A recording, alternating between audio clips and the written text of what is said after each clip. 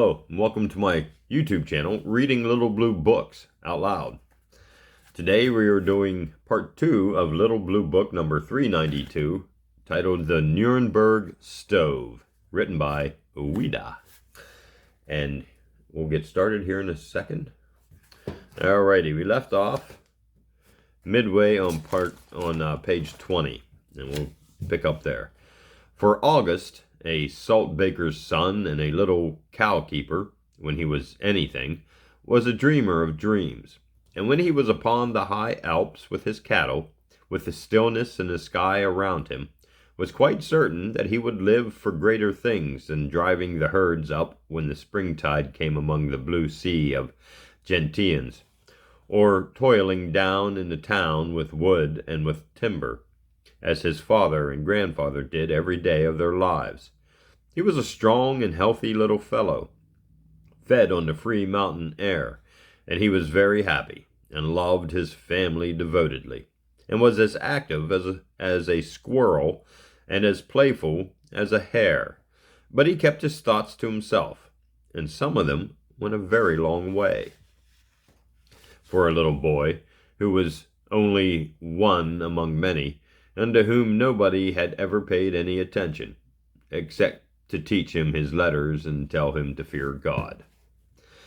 August in winter was only a little hungry schoolboy, trotting to be catechized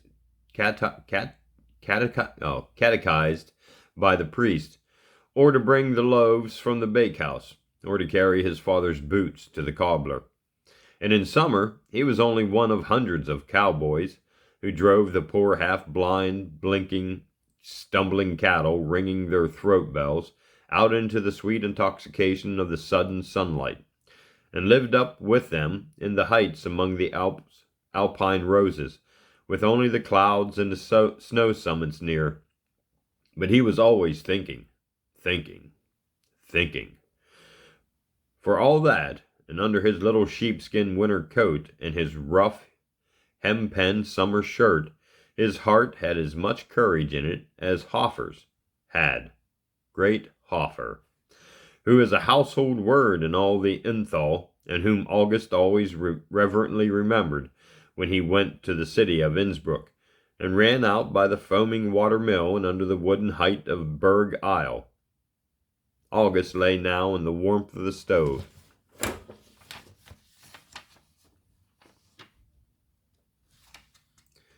and told the children stories, his own little brown face growing red with excitement as his imagination glowed in fever heat.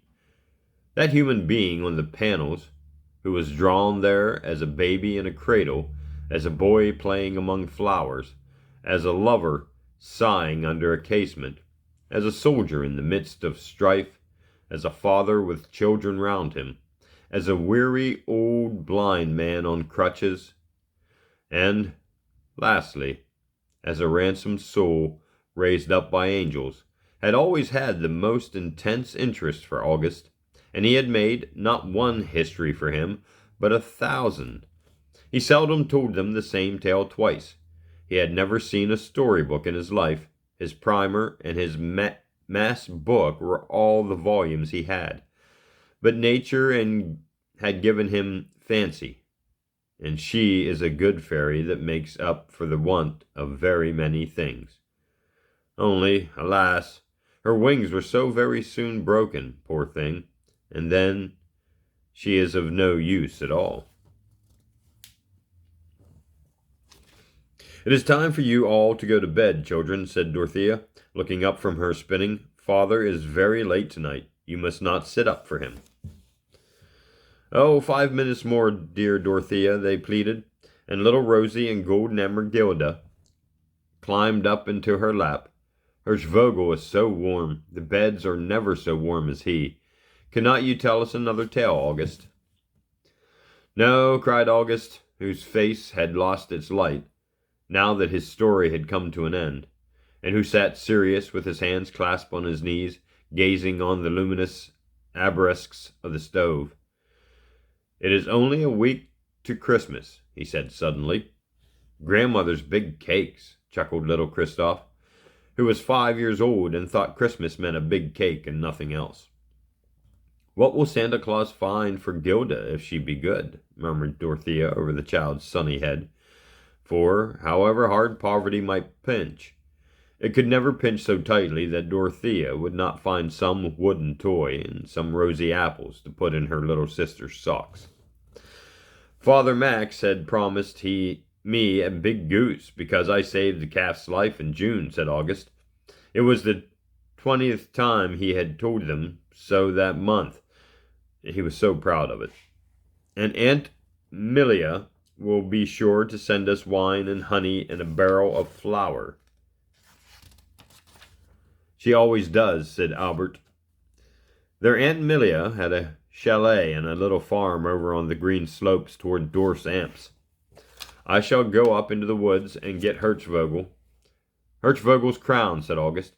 They always crowned Hirschvogel for Christmas with pine boughs and ivory and mountain berries. The heat soon withered the crown, but it was part of the religion of the day to them, as much so as it was the cross themselves in church, and raised their voices in the O Salutatorius Hostia. And they fell chatting of all they would do on the Christ night. And one little voice piped loud against another's, and they were as happy as though their stockings would be full of golden purses and jeweled toys. And the big goose in the soup pot seemed to them such a meal as kings would envy. Chapter 3. In the midst of their chatter and laughter, a blast of frozen air and a spray of driven snow struck like ice through the room, and reached them even in the warmth of the cold wolfskins in the great stove. The old wolfskins in the great stove. It was the door which had opened and let in the cold. It was their father who had come home. The younger children ran joyous to meet him. Dorothea pushed the one wooden armchair of the room to the stove, and August flew to set the jug of beer on a little round table and fill a long clay pipe. For their father was good to them all, and seldom raised his voice in anger, and they had been trained by the mother they had loved to dutifulness and obedience and a watchful affection. Tonight, Karl Straya responded very wearily to the young ones. "Welcome," and come to the wooden chair with a tired step, and sat down heavily, not noticing either pipe or beer. "Are you not well, dear father?" his daughter asked him. "I am well enough," he answered dully, and sat there with his head bent, letting the lighted pipe grow cold. He was a fair, tall man, gray before his time, and bowed with labor. "Take the children to bed," he said suddenly. At last, and Dorothea obeyed. August stayed behind, curled before the stove. At 9 years old, and when one earns money in the summer from the farmers, one is not altogether a child, any more, at least, in one's own estimation. August did not heed his father's silence. He was used to it. Karl Strela was a man of few words, and being of weakly health, was usually too tired at the end of the day to do more than drink his beer and sleep. August lay on the wolfskin, dreamy and comfortable, looking up through his drooping eyelids at the golden cornets on the crest of the great stove, and wondering for the millionth time whom it had been made for, and what grand places and scenes it had known. Dorothea came down from putting the little ones in their beds, and the cuckoo clock in the corner struck 8. She looked to her father and the untouched pipe, then sat down to her spinning, saying nothing. She thought he had been drinking in some tavern. It had been often so with him of late. There was a long silence. The cuckoo called the quarter twice. August dropped to sleep, his curls falling over his face. Dorothea's will hummed like a cat. Suddenly, Karl Strela struck his hand on the table, sending the pipe on the ground. "I have sold Hirschvogel," he said, and his voice was husky and ashamed in his throat. The spinning wheel stopped. August sprang erect out of his sleep. "Sold Hirschvogel?" If their father had dashed the holy crucifix on the floor at their feet and spat on it, they could not have shuddered under the horror of a greater blasphemy. I have sold Hertzvogel, said Karl Strela, in the same husky, dogged voice. I have sold it to a traveling trader and such things for 200 florins. What would you? I owe double that. He saw it this morning when you were all out. I will pack it and take it to Munich tomorrow. Dorothea gave a low, shrill cry. Oh, father, the children, in midwinter! She turned white as the snow without. Her words died away in her throat. August stood half blind with sleep, staring with dazed eyes as his cattle stared at the sun when they came out from the winter's prison. It is not true, it is not true, he muttered. You are jesting, father. Straya broke into a dreary laugh. It is true. Would you like to know what is true too? That the bread you eat and that the meat you put in this pot and the roof you have over your heads are none of them paid for? Have been none of them paid for months and months? If it had not been for your grandfather, I should have been in prison all summer and autumn, and he is out of patience, and will do no more now. There is no work to be had. The masters go to younger men. They say, I work ill. No, they say, I work ill. It may be so. What can keep his head above water with 10 hungry children dragging him down? When your mother lived, it was different. Boy, you stare at me as if I were a mad dog. You have made a god of your China thing. Well, it goes. Goes tomorrow. 200 florins, that is something. It will keep me out of prison for a little. And with the spring, things may turn. August stood like a creature paralyzed. His eyes were wide open, fastened on his father, with terror and incredulous horror. His face had grown as white as his sister's. His chest heaved with tearless sobs. It is not true, it is not true, he echoed stupidly. It seemed to him that the very skies must fall and the earth perish if they could take away Hertzvogel. They might as soon talk of tearing down God's sun out of the heavens. You will find it true, said his father doggedly, and angered because he was in his own soul bitterly ashamed to have bartered away the heirloom and treasure of his race and the comfort and hearth-giver of his young children. You will find it true. The dealer has paid me half the money tonight, and will pay me the other half tomorrow, when he packs it up and takes it away to Munich. No doubt it is worth a great deal more, at least I suppose, so as he gives that. But beggars cannot be choosers. The little back stove in the kitchen will warm you all just as well. Who would keep a gilded, painted thing in a poor house like this, when one can make 200 florins by it? Dorothea, you never sobbed more when your mother died. What is it? When all is said, a bit of hardware much too grand-looking for such a room as this. If all the Strelas had not been born fools, it would have been sold a century ago, when it was dug up out of the ground. It is a stove for museum. The trader said, when he saw it, to a museum, let it go.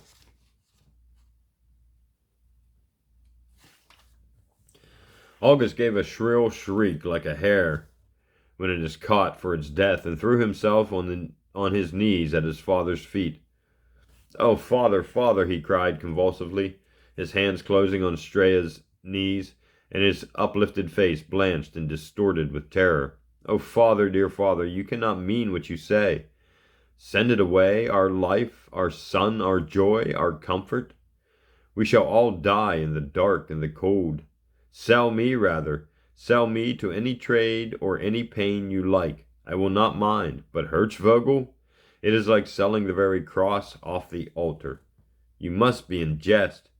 You could not do such a thing. You could not. You who have always been gentle and good, and who have sat in the warmth here year after year with our mother. It is not a piece of hardware, as you say. It is a living thing, for a great man's thoughts and fancies have put life into it, and it loves us though we are only poor little children. And we love love it with all our hearts and souls.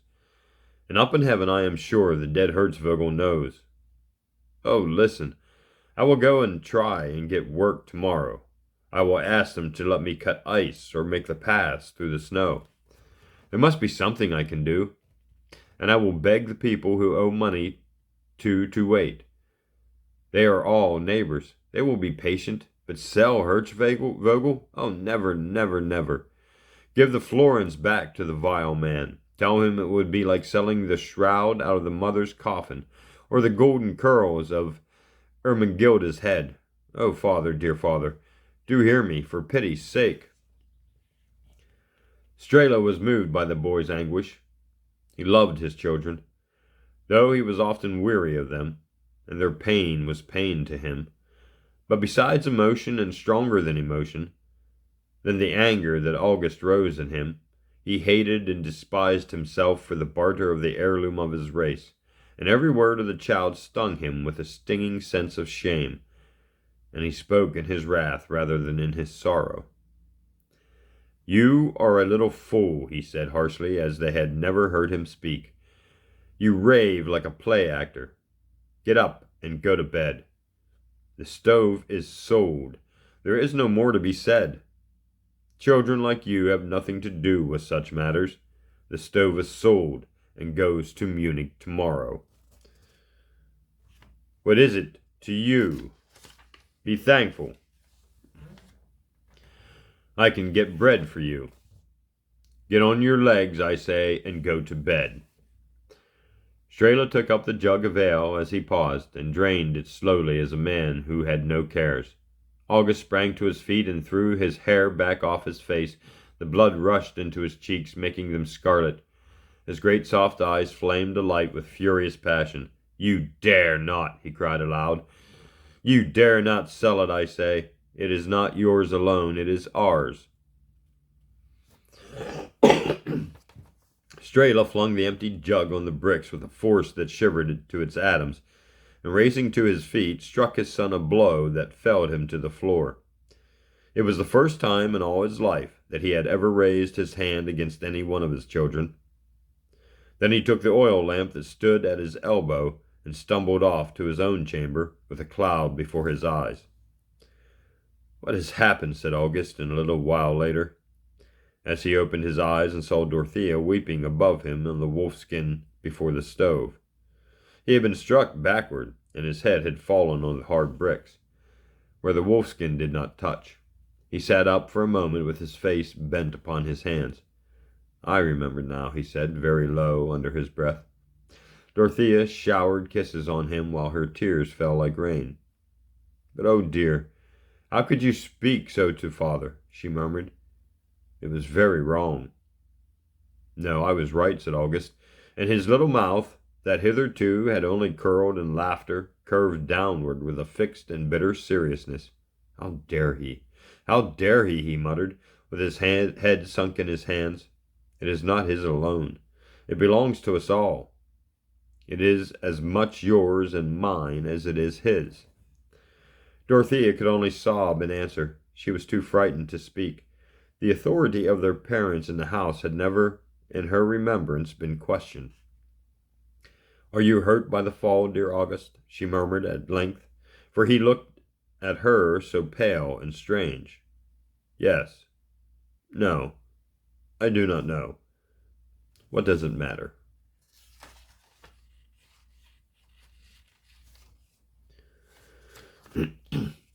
He sat upon the wolfskin with passionate pain upon his face. All his soul was in rebellion, and he was only a child and was powerless. "It is a sin. It is a theft. It is an infamy," he said slowly, his eyes fastened on the gilded feet of Hertzvogel. "Oh, August, do not say such things of father," sobbed his sister. "Whatever he does, we ought to think it right." August laughed aloud. "It is right that he should spend his money in drink. Is it right that he should spend his money in drink? That he should let orders lie unexecuted? That he should do his work so ill that no one cares to employ him? that he should live on grandfather's charity and then dare sell a thing that is ours every whit as much as it is his? To sell Hirschvogel? Oh, dear God, I would sooner sell my soul. August, cried Dorothea, with piteous entreaty. He terrified her. She could not recognize her little gay, gentle brother in those fierce and blasphemous words. August laughed aloud again. Then all at once his laughter broke down into bitter-sweet weeping. He threw himself forward on the stove, covering it with kisses and sobbing as though his heart would burst from his bosom. What could he do? Nothing. Nothing. August, dear August, whispered Dorothea piteously and trembling all over, for she was a very gentle girl, and fierce feeling terrified her. August, do not lie there. Come to bed. It is quite late. In the morning you will be calmer. It is horrible indeed, and we shall die of cold, at least the little ones. But if it be father's will. Let me alone, said August, through his teeth, striving to still the storm of sobs that shook him from head to feet. Let me alone. In the morning? How can you speak of the morning? Come to bed, dear, sighed his sister. Oh, August, do not lie and look like that. You frighten me. Do come to bed. I shall stay here, all night. They might take it in the night, besides. To leave it now? But it is cold. The fire is out. It will never be warm any more, nor shall we. All his childhood had gone out of him.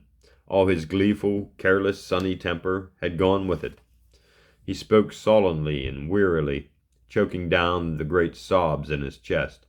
To him it was as if the end of the world had come. His sister lingered by him, while striving to persuade him to go to his place in the little crowded bedchamber, where Albert and Waldo and Christoph. But it was in vain. I shall stay here, was all he answered her, and he stayed all night long. And we'll end there. That is end of chapter 3 of the Nurnberg Stove, part 2 of Little Blue Book number 392, written by Ouida. And we'll see you in part 3. Thanks for listening.